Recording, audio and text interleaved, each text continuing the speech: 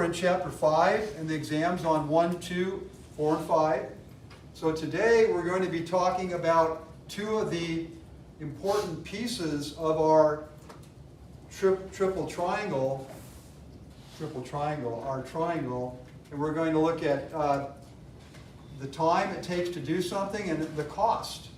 And so you can see that we have this word estimating here because the project is unique and you're going to need to estimate certain things because it's never been done before.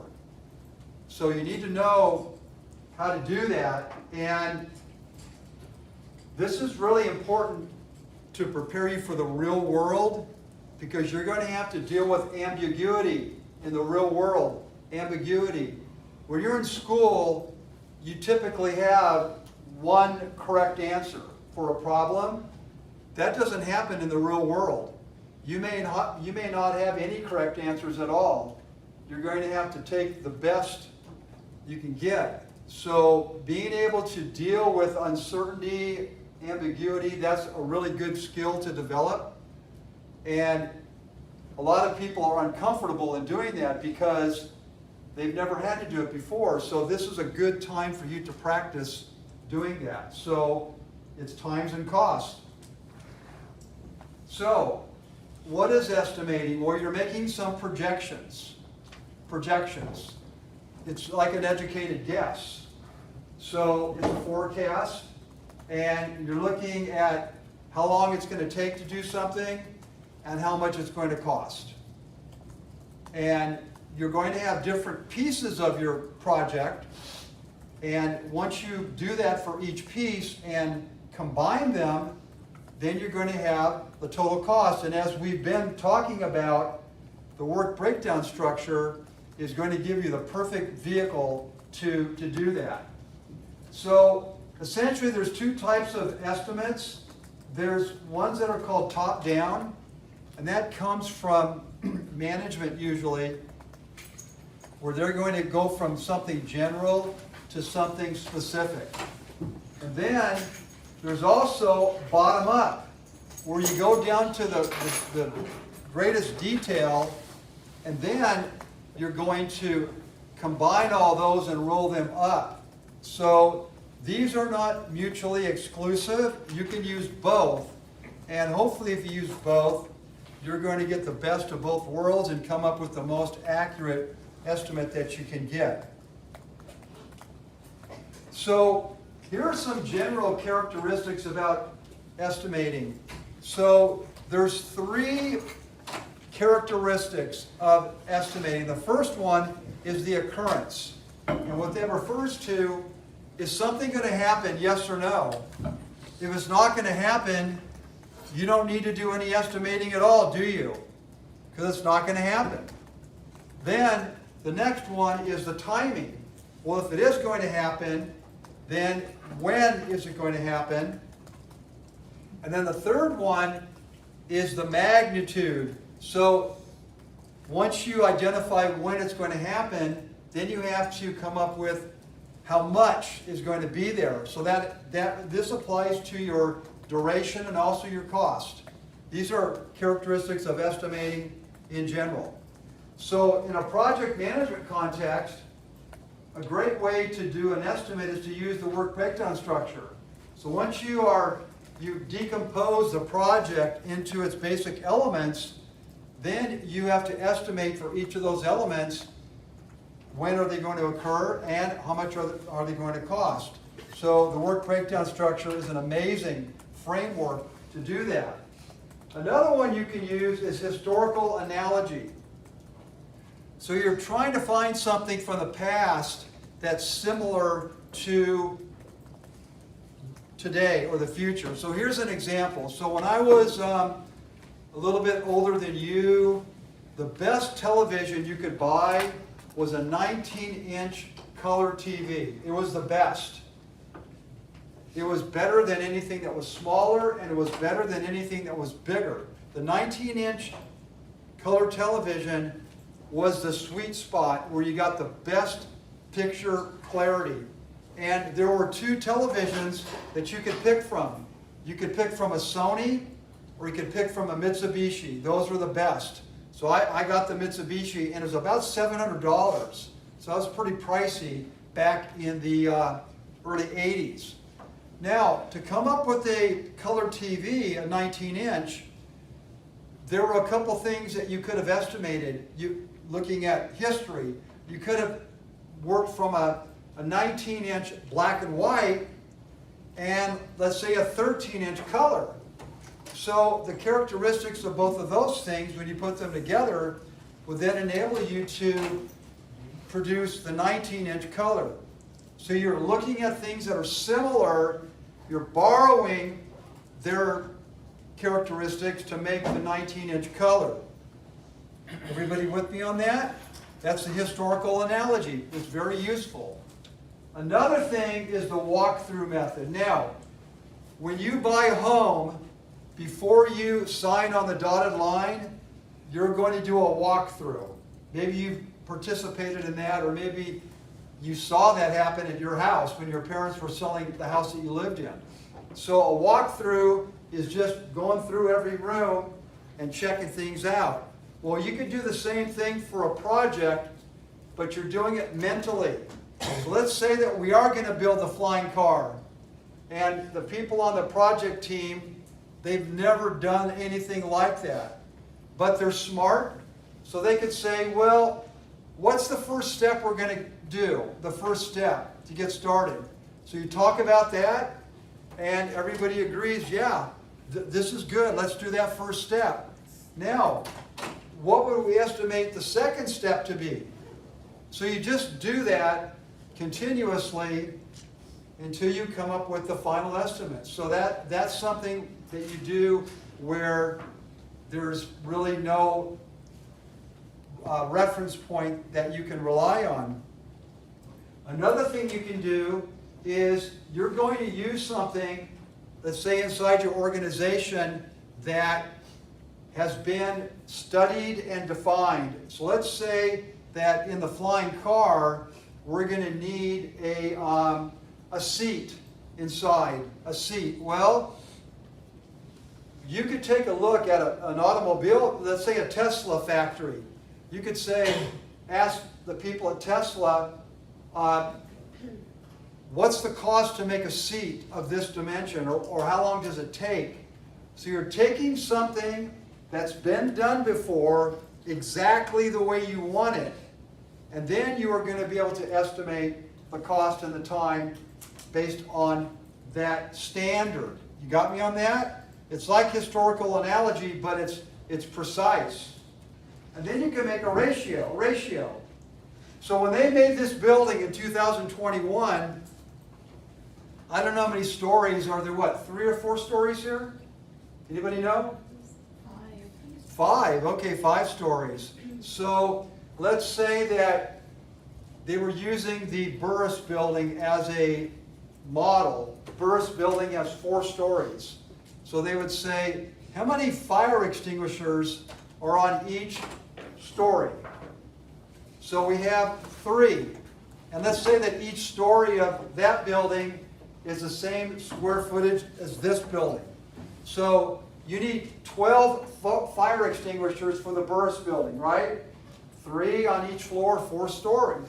Well, we have 5 stories here. So how many fire extinguishers do we need for 5 stories? 15. 5 times 3. So all you're doing is you're using a ratio. Everybody understand? Okay, so those are 5 methods that you can use in general to come up with an estimate.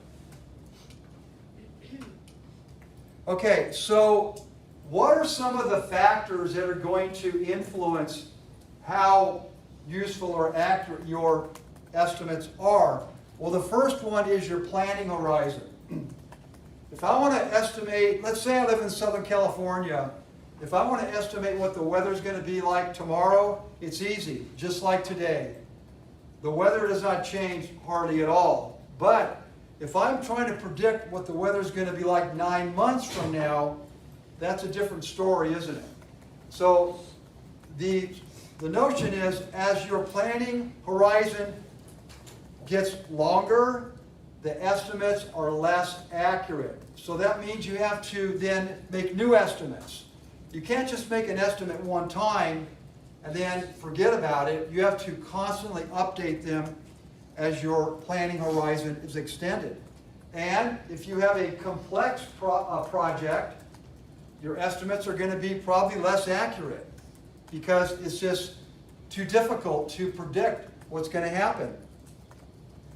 The people that you have, if they're good at estimating, if they're comfortable with doing that, that's going to be great. If you have a bunch of people that are nervous, they've never done it before, it's not going to be pretty. The project structure and organization, if you have people that are fully dedicated to your project, that's going to be a lot better than people that are just doing it part-time. Now, this one right here is a big one, padding your estimate, padding it. You don't want to ask for $100 when it turns out that you needed $400 because the money may not be there. It may be allocated for something else. So what people will do is if they need 100, they'll say, well, I need 300. They pad it. They ask for more than they think they're going to need just in case. That's smart, but it's also not cool because it could be that somebody else that needed money, they can't get it because that money is on reserve, on hold for your project. You see how that would work? So that's why this padding thing is something that you really need to carefully think about. Your organizational culture.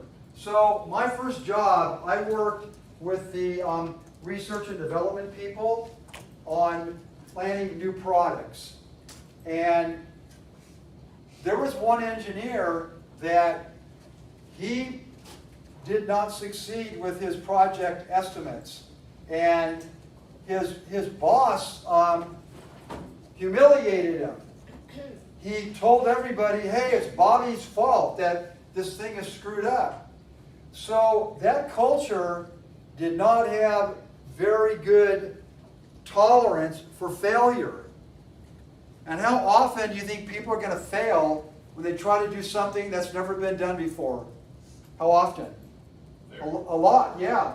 Now you don't want them to fail where they're going to bankrupt the company, but you need to understand that estimating is imprecise and people need to learn from their mistakes. So you need a culture that is like that, not a culture that's real oppressive and mean, right? They were mean to that guy and he quit. So other factors. So your equipment downtime, do you have good equipment? What about holidays where people are going to not be around? So if you go to Europe in June and July, or July and August, there's nobody working because they pretty much take the whole time off. So you have to factor that into your estimates. There's nobody to do the work. Well, right now, there's a lot of companies that are shorthanded, aren't they? You probably have noticed that. Maybe where you work, they're shorthanded. I was listening to a program the other day where there was a lady in the ER. She was an ER nurse, and they didn't have anybody to work. And there were people in the ER that were dying. So guess what she did? She called 911. Can you imagine the ER calling 911? Can you send some people over here to help me? Because people are dying. That's pretty messed up, isn't it? That's not something that you would think that would happen in America, but it was real. So again, downtime, people not working, legal limits. So you don't want to do something that's going to be breaking the law, correct? So these are just some factors to keep in mind. Now, here are some guidelines that you can use. So the first thing is you want to assign responsibility. You can't just leave it to chance who's going to do the estimating. You have to assign it to someone, and hopefully somebody who's good. And there's that old saying, 2 heads are better than one. True? So You may want to have 5 people that work together. They collaborate in a team activity for estimating. That's good. You want to make sure that you estimate under normal conditions. So I love soccer, and I think it was 1990 World Cup. Any soccer fans here? 1990? Did they play World Cup? Nobody knows? Well, it was in California. Let's just say it was 1990. Maybe it wasn't, but it was around then. So I was on assignment working in Northern California at one of our facilities that was right next to Stanford University in Palo Alto. And on 4th of July, the United States, they were going to play Brazil at that stadium. And normally Palo Alto is a college town, kind of sleepy. Well, you could not get a hotel room. You could not get into a restaurant because the Brazilians had come and they'd taken over the city. So if you're trying to estimate hotel occupancy, would you want to recognize that time period in your estimates? No way, because that was a one-time deal, wasn't it? So you don't want to have a one-time deal. You want to estimate under normal conditions. You're going to break things down into time. You want to try to make sure that you isolate the factors independently. Now here's a good one, contingency. So the contingency is when somebody's going to pad, right? Because the things that you expect to happen may not happen. And so you want to have a backup plan. Plan B, even plan C. Because you don't want to go to your stakeholders and say, sorry, we can't do the project now because we don't have people to work or materials. So you want to make sure you have backup plans in your estimates. And then to include your risk assessment as well. So it may be low risk, it may be high risk. Whatever it is, you want to identify it. You don't want to have anything secret on this. You want to be very transparent and open when you are working on a project and making your estimates. Okay, so here's some factors that also affect how long it's going to take. So your scope of work, the statement of work, that's going to determine how long the estimates are going to be. Then the skill level. People that are working on the project, if they're rookies, if they've never done anything before, it's going to take you forever and a day, isn't it? But if you got pros working on your project, they're going to be able to knock that out in no time flat. So make sure that you assess the skill level. The calendar, the resource calendar, this is going to identify when people are available to work. This is something that's often overlooked. People don't even think about it. They just assume, there's that assume word again, that people are going to be ready when you need them. And that's not always the case. That's rarely the case. So you want to make sure you know when people are going to be around and if they're available to work. You want to know how many people I'm going to need. This one is also really underutilized. And what type of people do I need? What type of people? So, I go to a gas station up in Canton on Saturday morning, and I do a Bible study with the workers there. So there's like 60 or 70 guys, Hispanic workers. And when a truck pulls into that parking lot, guess what those guys do? They descend upon it, and they want to get hired to go and do some work. So it's illegal to hire those people if they're not here legally, correct? But regardless if they're legal or not, if you want one of those people to come and do your work, a project at your house, you want to make sure that they know what they're doing, that they can lay brick, that they know how to level things, and on and on and on. You follow me? So that's what you want to assess. Here's one, law of diminishing return. Okay.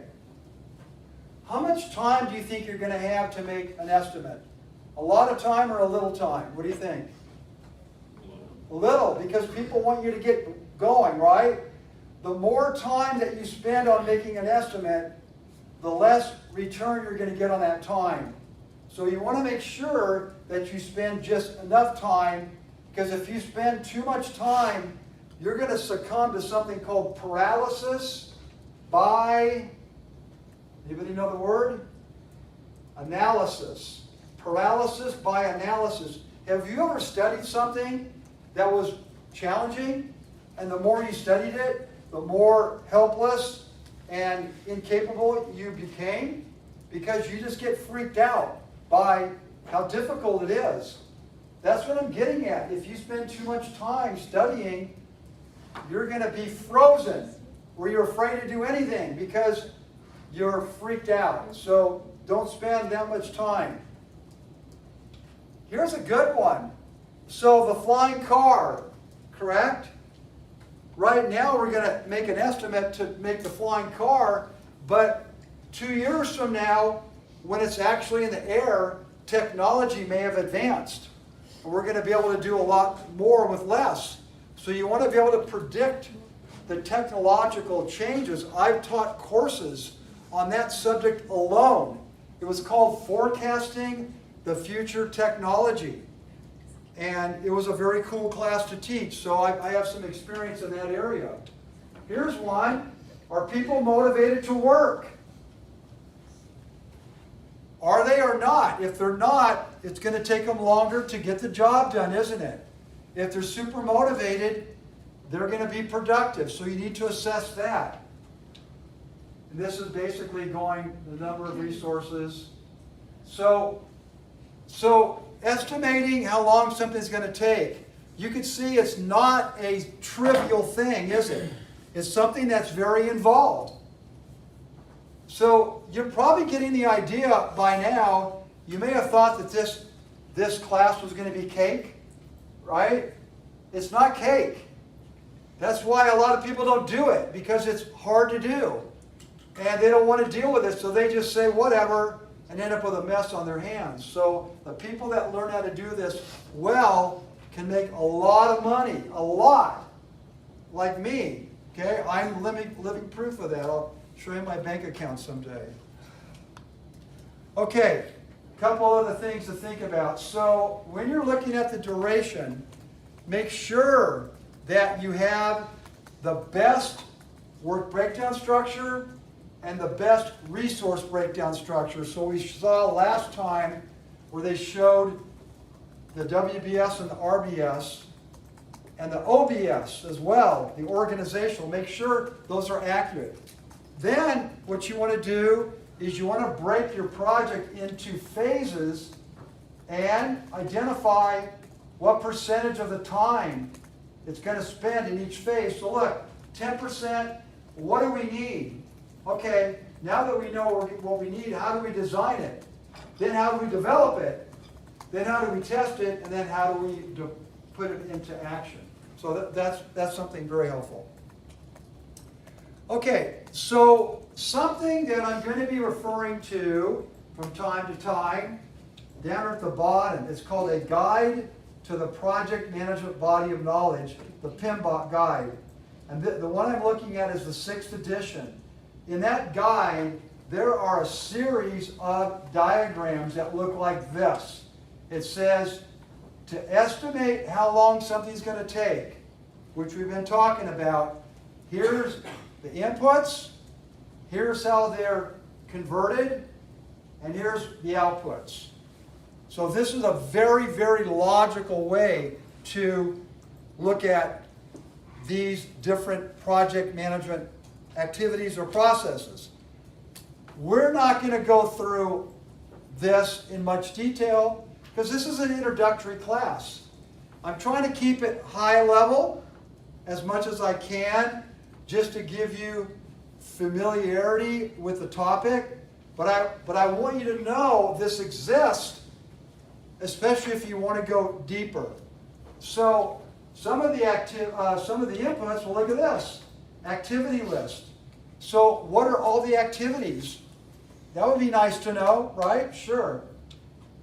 Who's going to work on them? How did your resource breakdown go? Here's the calendar, requirements, and then here's the risk register.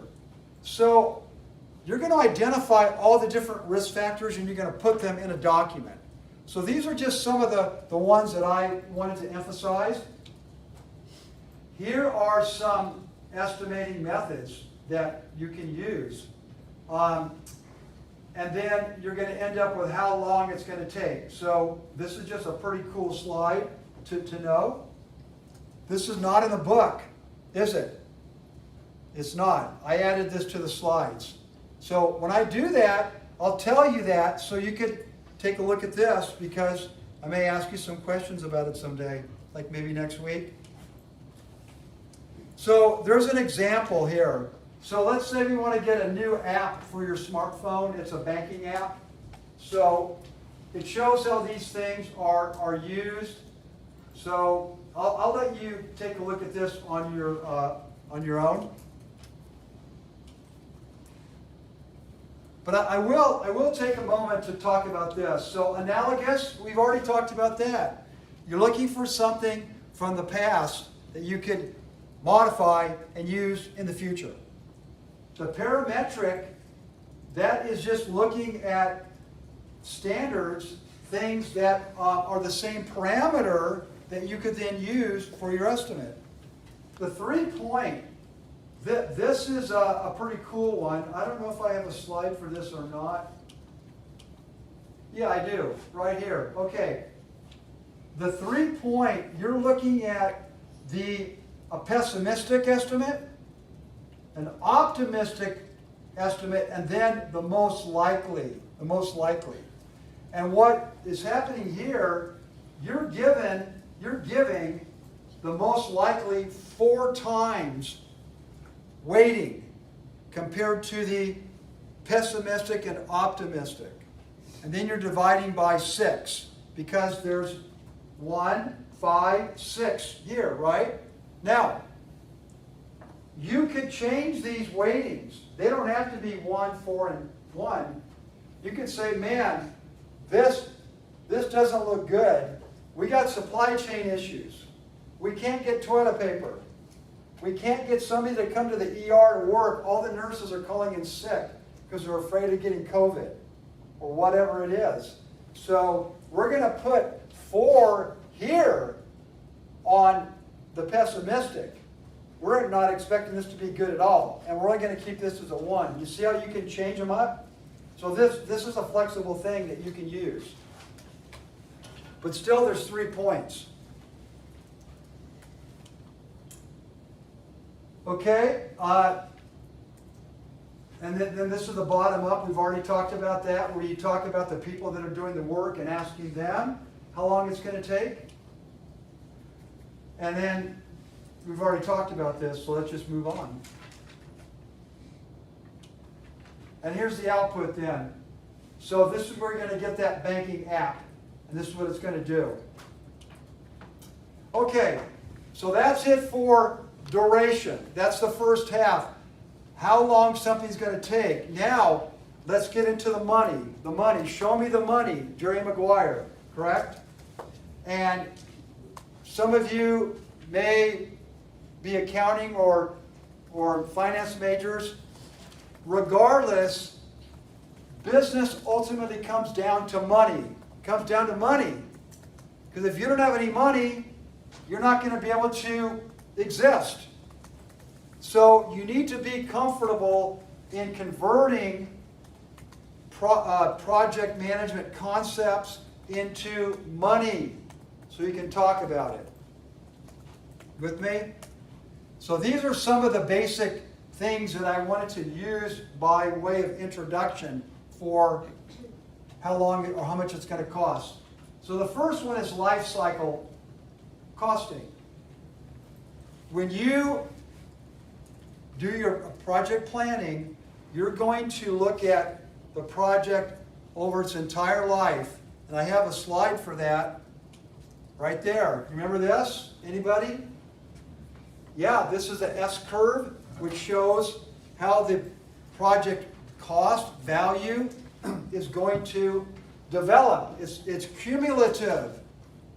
So this is the life cycle of the project. So if you're a project manager, you need to estimate what the final cost of that project is going to be at the end. And you know it's going to start to escalate once you start to do more things. Everybody got that? What's the project going to cost over its life? Now, when you have to come up with a budget, you're not going to get a blank check when you work on a project. You're not going to get a blank check. You're not going to be able to spend whatever you want. If you're in a household and you have a project that's going on outside, you should come up with an estimate of how much that's going to cost. If you don't do that, you're being foolish because you may run out of money. So you should have a budget for your household expenses in general, and I could talk to you about that all day. That's one of my areas of expertise is personal finance, because that's what's enabled me to become financially independent. But if you're working for an organization, there's something called the capital budgeting process. Capital budgeting, and if you're in charge of engineering or marketing or distribution or whatever it is, you are going to need to spend money for the future to buy new equipment, to get new buildings, whatever it is. It's capital expenses, things that are depreciated. A project will typically fall into that category. So to get money for your flying car, you're going to have to put together a budget that shows, here's how much money I need every month. And guess what?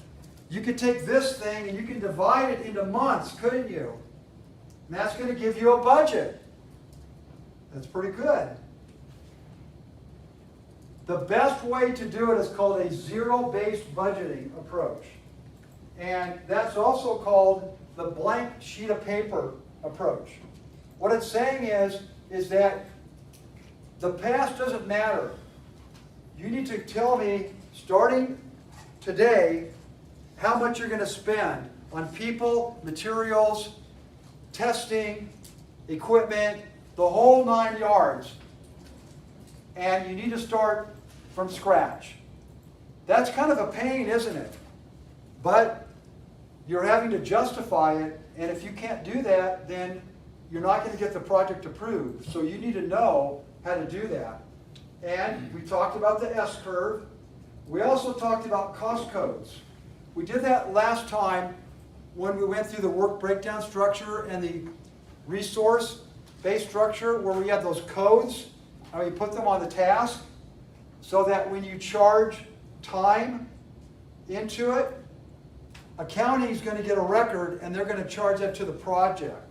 So you need to make sure you have codes for your task. Value engineering. All right, this is amazing. Amazing. When you are going to work on something that has been done in the past, the common thing is just to accept whatever that costs. What's better is to say, you know, people have been using this process for 10 years. How much waste is there? How much unnecessary motion is going on? So let's examine it and try to improve it so we can get the cost down and get the performance up. You follow me? So you're analyzing something that's been around to see if you can do better for less money. This is rarely done because too often people don't want to be bothered with it, or they're pressed for time. But this can be something that can really give you a nice payoff. You also need to know that cost comes in different categories. So if you remember your cost accounting class or economics, you have fixed cost, you have variable cost. Remember those? Those have different cost behaviors. So you need to know what type of costs are going to be incurred by your project. And then you want to control your cost. If you make a budget, you want to make sure that people are spending what they said they're going to spend. If you remember this curve here, what we want to do, our actual cost, we want it to be below the budget, don't we? Right? But we want the performance to be above. We want to do more with less. More with less? That's how you succeed in business. Do more with less. Unfortunately, most people do less with more. They end up doing less things and it costs more than they expected. And that's how you lose money, isn't it? So to make money, you want to do more with less. That should be your mantra that is tattooed on your brain. People like getting tattoos. If you want to get a tattoo, more with less, that would be a good one. But just get a temporary one, not permanent. Right? Because you may not want it there forever. I don't have any tattoos. Am I missing out? I guess. I could have them all over. What happens when you are completely full? You can't get any more. I guess that's a sad day, isn't it? You're done. There's people that are like that. All right. Types of cost, direct cost. Directly charged. So if part of the project is for Swaim to come and tell you about project management, I'm getting paid money to do this. This is direct cost for the project. You understand? They're going to say, Swaim, what's your hourly rate? How much time did you spend? Here's your check. It's direct. You got it? That's what I'm talking about here. Now there can be direct project overhead cost here. Direct project overhead. So it could be that there is a senior project manager that I report to, and that person oversees all the project manager's work. That person's not actively involved in this project, but that person's cost is part of the project because it's overhead. You understand that? And then we got President Kat Schwag, who is president of KSU. Her cost is part of general and administrative. Okay? It's not directly linked at all. But Kat is allowing, President Schwag is allowing the project to occur, so her cost is also involved. You guys see the difference between this? Direct, then direct overhead, and then indirect overhead. So, some of the questions: how are we going to plan our costs, estimate, structured, budgeted, managed, monitored, controlled? So, just some basic questions to go through.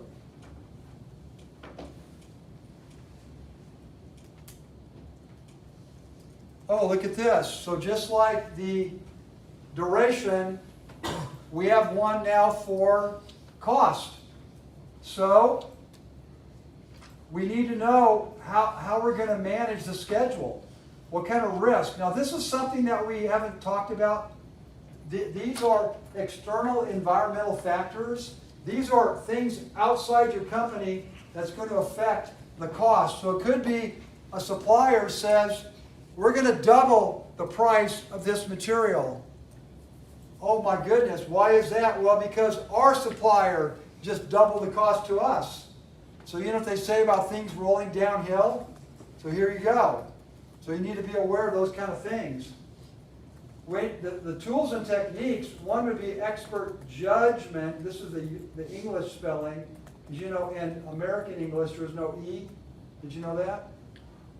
Analyzing your data in meetings, and then you're going to have a cost management plan. So this is going to tell you how you're going to keep everything on track. So units of measure, that's going to help you manage your cost. So are you using feet versus meters of, let's say, lumber? Levels of precision. So you're buying titanium. How much does an ounce of titanium cost? Anybody know? You could Google it if you're interested. It's expensive. So you want to get that down to like 3 decimal places.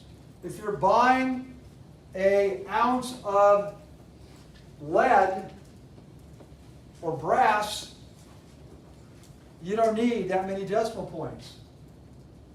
Okay, this is good. Variances. You do not want any variances for your project. A variance is the difference between what you expected and what you got. What you expected and what you got.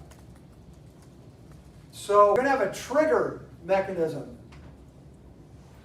One of my least favorite phrases is, "Oh, you're triggering me." You guys ever say that? That was not used like 5 years ago. That word has come. It's triggering me. But you want to be triggered to find out that something's happening that you didn't expect, so that you can then fix it. So you want to make sure that you're tracking the variances, but you want them to be minimal, because the better your plan, the better the execution, the least amount of variances you're going to have. When you have your project ready to rock and roll, you're going to set a baseline. A baseline. That's what you're going to compare to. The baseline is going to look like that. That's going to be your baseline. This is your plan. Do you guys know about baselines from sports? Those are the out-of-bound lines. So your baseline is, I'm going to stay in bounds. I guess in the game between the Bengals and the Chiefs, some guy was out of bounds and he got smacked hard, and then there was a fight. That's not cool, is it? I guess you just get your momentum, though, and you want to put a hit on a guy, so, oh well. So this is an approved version of your budget. You with me? Now, check this out. Management reserve. You're going to have some extra money that you may need. You want to identify that, because you don't want to have to go to the well and find out the well is dry. You know, one of the big problems we have in our house is making sure there's water for my dog. When we leave town and my daughter's in charge, I come home, that bowl is dry. Is it good to have your dog without water? No, it's not good. What happens if I leave for a week, Zach? Come home, find the dog on his back, all paws in the air. So you need to make sure that you have some extra. I should probably get an automatic water dispenser where it comes in the bowl. Once a dog dies, then I'll do that. I've never had a dog die on me for that. Cost of quality. This is a good one. Really good. I could spend a lot of time on this, but we don't have that time. The cost of quality, or also called the cost of non-quality, is a cost you incur because you don't do something perfect. Are you ever going to do anything perfect in this world, you think? There's always going to be something wrong with it, but you want it to be as less wrong as possible. So within the cost of quality, we have non-conformances, and what happens is, if you send a product out, if you have a project for a new product and you send it out and it kills somebody, what does that mean for your company? You going to be around for very long, you think? Probably go bankrupt. That's the greatest cost of non-quality, is that your product killed someone. Now, that's called an external failure cost. You have an internal failure cost when you find a problem but you don't ship it out. You stop it before it's too late. Then you have appraisal, which is inspection. You are evaluating the product as it's going through its operation. And then the best thing is prevention. You idiot-proof something where there's no way that it can hurt anybody. Jackson knows this story. One day I was really tired and my car was almost on fumes. So I went to pull up to the gas station, and remember, I'm really tired. I'm putting the nozzle in and it won't fit. Why didn't it fit? Oh, I thought you were telling the story about, never mind. Do you remember why it wouldn't fit? Somebody else. Was it diesel? It was diesel, yeah. The diesel nozzle will not fit, will it? What happens if you put diesel in your gas car? Yeah, so they're protecting you from yourself. You get that? So that's prevention. Prevention, you want to put things in place. Like sometimes you're trying to do some data entry and your computer starts beeping at you. It won't take it. Why not? Because you're trying to put in a number and it wants a letter, correct? You follow that? So that's prevention as well. That's a good thing. Okay, and estimates, we know what those are. So here's another, oh, this is good, a learning curve. We haven't even talked about that. Learning curve. So we've been together now for, is this our 4th meeting? Yes. I'm hoping that we got a better rhythm now than we did on the first meeting. What do you think, Kenneth? Better rhythm now than the first one as a class, as me? I know what the room is now, so that helps. Okay, he knows where the room is. But you follow me? The more you do something, the more proficient you get, correct? That's what happens with cost. The first time you do it, it's like, man, that took me all day. And then you do it again, and then you can do it in an hour instead of a day. You need to predict those things. You need to put those in your budget. You need to plan for the learning curve, because that's going to give you lower cost. You follow me? So make sure that you understand that and look for those opportunities. And this is an example. The first time it took me 20 hours. The next time it took me 15 hours. So I got a percentage here. I improved. It only took me 75% of this to do it the next time. So so if I'm planning for 15, now it's only going to take me 11.25. You got that? Very simple example of the learning curve. Things are going to happen. Stuff happens, right? You have to change your cost estimates because the supplier told you it's going to be a cost increase, or somebody made an error. When they were buying titanium, they had it in the wrong unit of measure. They had it as grams and it should have been milligrams. You follow me? People are going to make mistakes. So you got to plan for that. Another one is the customer can come to you and say, you know that flying car? I want it to go 300 miles an hour, not 200, because that's what other people are doing. And if I'm only going 200 miles, it's going to look like I'm standing still in the air. The birds are going to go faster than me. So the customer is going to come back to you and say, I want something different. Or the government can say, it's OSHA. You need to put some controls in your factory where you're making your project because you're putting fumes out into the environment and it's killing the wildlife. The government's going to come and crack down on you. That could happen as well. So you need to have some expertise about that and know what's going on. So you need to maybe talk to some politicians. You know, there's people in D.C. that are lobbyists that are changing things.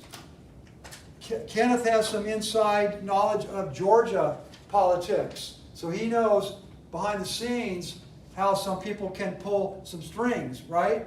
I've been watching Your Honor, and they just have a newly elected mayor of New Orleans, and the mobsters go to him and say, what do we need? What do you need to make this happen? So they're trying to bribe the guy.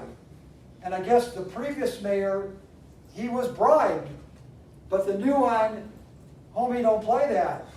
He didn't want to do that. So he's basically telling them to go pound sand. And the wife is wanting to kill him, but the husband, he's being cool because he's more level-headed and she's a loose cannon. So it's going to be interesting to see what happens.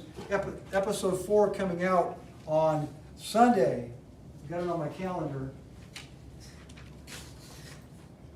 So here's how you go about with your costs. So top down, I'm sorry, this is the whole thing. Estimates for duration and money.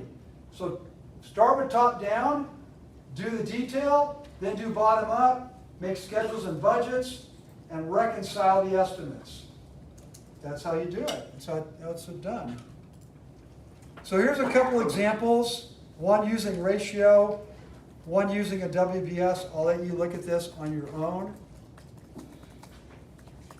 You want to go back and you want to refine your estimates.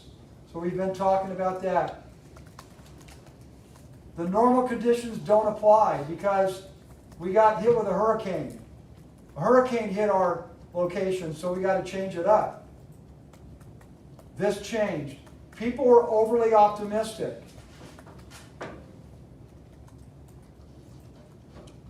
Okay.